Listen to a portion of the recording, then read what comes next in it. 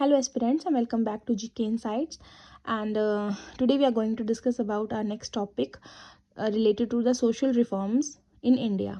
सो हमने पिछली वीडियोस में जो है वो मेजर पर्सनालिटीज़ को कवर किया, दयानंद सरस्वती जी, स्वामी विवेकानंद जी, ठीक है। उसके बाद राजा राम मोहन रॉय, हमने इनको, ईश्वर चंद्र विद्यासागर जी, तो इनको हमने कवर कर लिया। अब इसके बाद हम नेक्स्ट जो है Servants of Indian Society, Theosophical Society, then Prarthana Samaj के बारे में बात करेंगे। सो जो सर्वेंट्स ऑफ इंडिया सोसाइटी है वो स्टार्ट किया गया था गोपाल कृष्ण गोखले जी के द्वारा इन 1905 में, और इनका एम था इंडियंस को यूनाइट और ट्रेन करना ताकि वो डिफरेंट एथनिसिटीज़ और रिलीजन को जो है वो वेलफेयर वर्क में यूज़ कर सके। He was born on May 9, 1866 and he was the political guru of Mahatma Gandhi, ठीक है। महात्मा गांधी जी के जो है वो पॉलिटिकल गुरु कौन थे? Gopal Krishna Gokhale ji. Then he entered the political arena in 1886 at जहाँ पर वो एट द एज ऑफ 20 जो और साथ में वो फोर्स करते हैं ब्रिटिशर्स को कि रिकॉग्नाइज किया जाए कैपेबिलिटीज़ ऑफ एजुकेटेड इंडियंस को, ठीक है। कि इंडिया जो पढ़ा लिखा जो युवा है उसको भी, उसके टैलेंट को भी, उसके जो दिमाग को भी जो है वो रिकॉग्नाइज किया जाए, ठीक है। देन थियोसॉफिकल सोसाइटी अगर बात करें तो it was founded by Madam Blavatsky, ठीक है। ब्लैथवेस्के जो थे, और Colonel Olcott in 1875 in at New York in USA. तो यूएसए के जो दो लोग थे, मैडम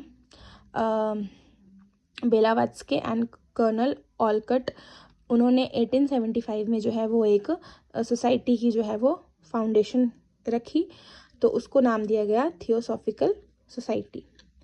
देन 1882 में उन्होंने अपना शिफ्ट किया हेडक्वार्टर आयदार में उन्होंने शिफ्ट कर लिया। और कहाँ पर है ये है outskirts of Madras in India. तो मद्रास वाला एरिया जो था वहाँ पे इनका जो था थियोसॉफिकल सोसाइटी जो थी वहाँ पे अपना जो है वो काम कर रही थी। देन इनका जो एम था वो था universal brotherhood of humanity without distinction of race, creed, sex, caste and colour. तो मतलब वही कि डिस्क्रिमिनेशन ना हो, सारे जो है वो बराबर है, नो मैटर कि उनकी क्या रेस है, क्या क्रीड है, क्या उनका जेंडर है, सेक्स है, कास्ट है, कलर है, तो उस पर हमें मतलब कि ध्यान नहीं देना है। देन एमी बेसेंट की बात करते हैं तो ये बहुत ही इंपॉर्टेंट है। एमी बेसेंट जो है वो इंडिया आए थे 1893 में और इस सोसाइटी का जो है वो पार्ट बन गए। Then he led the foundation of Central Hindu College in Banaras in 1898।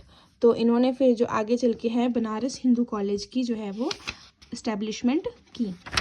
अब नेक्स्ट की बात करें प्रार्थना समाज की, तो प्रार्थना समाज जो है वो इस्टेब्लिश किया गया बॉम्बे में बाय डॉक्टर आत्मा राम पांडुरंगा, ठीक है। आत्मा राम पांडुरंगा जी ने जो है वो प्रार्थना समाज को इस्टेब्लिश किया 1876 में।